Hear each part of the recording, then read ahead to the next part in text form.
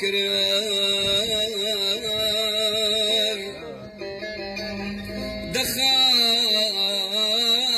دخاكو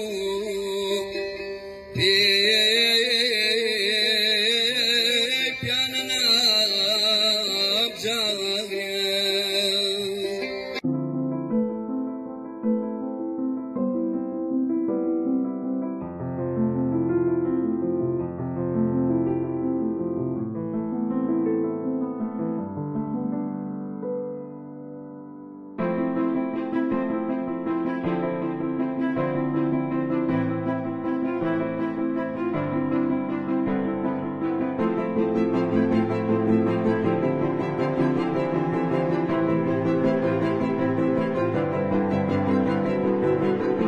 ئەمڕۆ یادی تێکۆشەرێک لە نیشتیمانەکەمانە ئەکەینەوە کە 61 ساڵ خەباتی بێوچانی پێشکەش بەم نیشتیمانە کرد.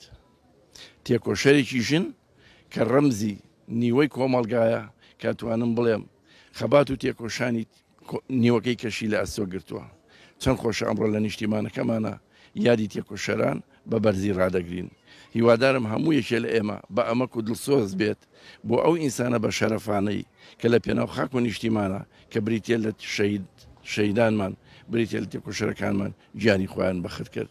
هیوادارم هەر ڕۆژێ ئێمە بتوانین ئەم یادانە بەرز ڕابگرین و خۆشەویستی ئەوانیشە لە دڵمانە هەردەم سەوز و ئاواڵە بێ. هەست بەواکەم کە خەرزێکی دایکی نیشتیمان کە خەرزێکی شەیدەکانە دراوەتەوە. هیوادارم هەمومان باو عشقەوە ئەوەی توانامانەیە لە خەرزی دایکی نیشتیمان درێخی نەکەین و ئەو خەرزە پێشکەش بە نیشتیمان بکەینەوە و گیانی پیرۆزی شەیدەکان و تێکۆشەرەکانیشمان بەرز ڕاگرین.